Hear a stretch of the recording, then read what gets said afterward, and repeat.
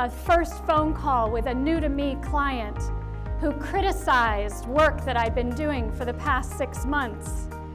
And instead of just getting her communication, really hearing what she had to say, I got, kind of pouty and defensive. That was last Thursday, by the way. I'm Andrea Howe. I'm a recovering IT consultant, perfectionist, control freak. I'm also an author, a speaker, a corporate educator who for the past nearly 10 years has focused very specifically on the topic of trust building. Then there's the innovation category because of the freedom that's available when trust is present. Anybody hit on innovation? Okay, go. So we have a very innovative front 2 rows up here, just so you know, all the way in the back. Boo, boo, boo. Yes.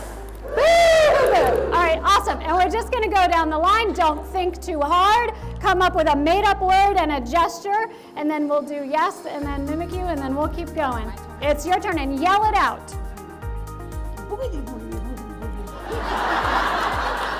Yes! Boogity, boogity, boogity, boogity. Nice job. All right, next. But at one point she said, oh, you HR people are always focused on process.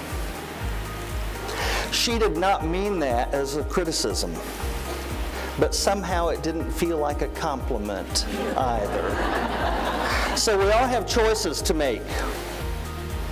How do you want to be known?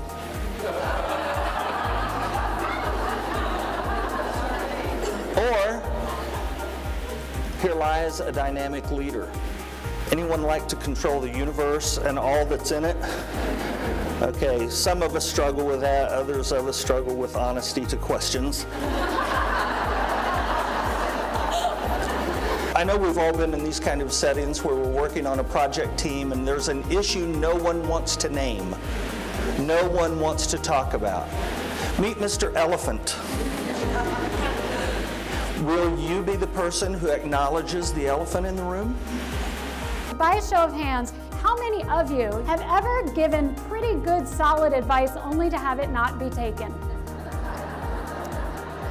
Thank you for your honesty. Some of you are saying, heck yeah, I've raised a teenager. What do you expect? It's not enough to be right. You have to earn the right to be right. Or as my colleague and co-author Charlie Green says, being right is vastly overrated. Being right too soon just pisses people off. And if your bigger challenge area is the discomfort with conflict, you can practice saying or thinking or both when tension arises, oh good, we see that differently. And then maybe slip in a yes and immediately following.